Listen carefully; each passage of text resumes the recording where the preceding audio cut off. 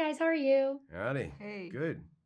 So to start, Joel, you're not only starring and kind of carrying this series, but you also are an executive producer.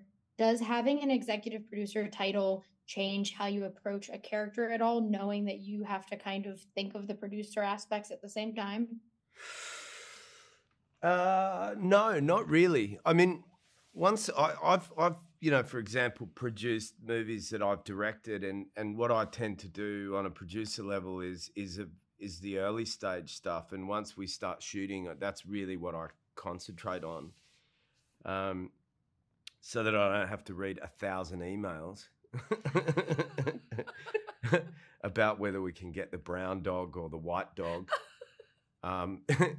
Essentially. But no, it really, for me, that role was really that I got involved at a very early stage and got involved with conversations about how to, on a story level, how to turn the book into a 9-part series. And, and I think one thing that's a real treat for, there's a lot of fans of the book. And I think Blake's done a wonderful job with a team of writers, and I was part of some of those conversations of expanding what was in the book into, adding some extra spices here and there to certain characters and their stories, and family kind of constructions that padded out what was already a wonderful story. So, I was very invested from an early stage.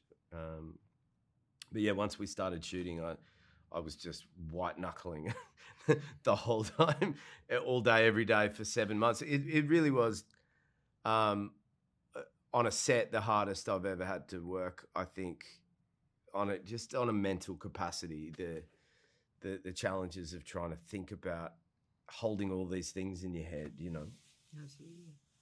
Yeah, and Alice, I love the mystery that kind of surrounds this woman, where you don't know how much she knows about the Jason that we're following in her world.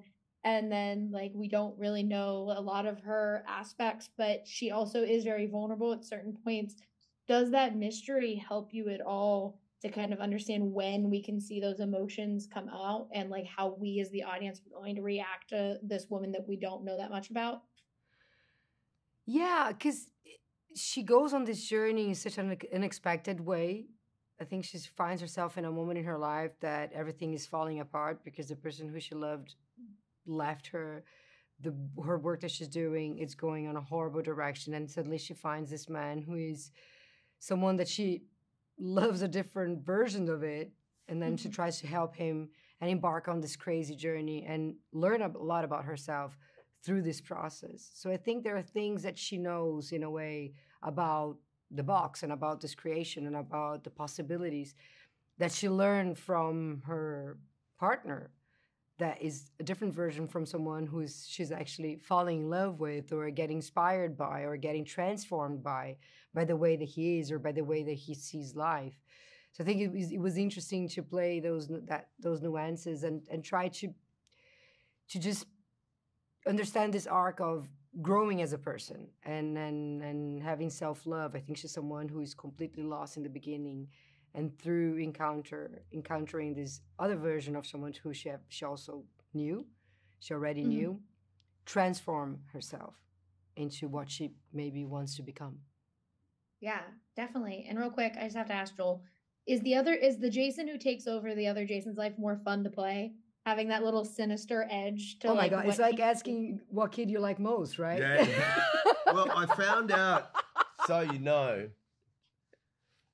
that there was a bit of a poll going on in the crew about who was your favorite Jason. Really? Yeah. I mean, look, there was something about Jason too that you gotta love too. Is like giving poor fatherly advice, given that he really isn't a dad. Yeah. About driving and about how to woo a girlfriend, and so just imagine being a dude and going, okay, suddenly you've got a 16-year-old son. What do you tell him about how to date a girl? He's like, just be this and be that, and it's different advice than Jason 1 has given. I just found all that pretty fun to do. But what was important, as to differentiate from the book is that I felt like the imposter Jason in the book is quite more villainous and cold and lacks a certain amount of remorse. And I think it was really interesting to go further into thinking, all right, well, what if this guy starts to feel guilty about what he's done? And what if he starts to feel like maybe he shouldn't have done it and that it was the wrong thing to do? And how can he make some kind of amends, even though it's too late, to try and recorrect what he's done? I found it's not a villain, right? It's just a And what's great is choices or and decisions. In terms of the happiness, you know, you got one hand, you got a guy who's sort of flatlined and he's like he's working as a college professor, but he didn't fulfill his dreams and he feels a bit unhappy and thinks that his life's not that great.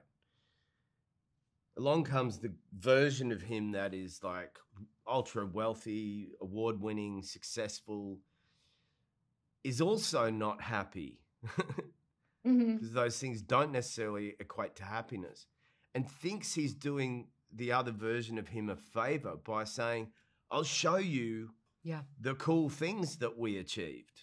But it's like, what is true happiness? And I think there's this great thing about being removed from your life to look at it from a distance and have it unavailable to you that makes you go, I actually kind of loved what I had and now I want to get it back, you know? Yeah. Yeah.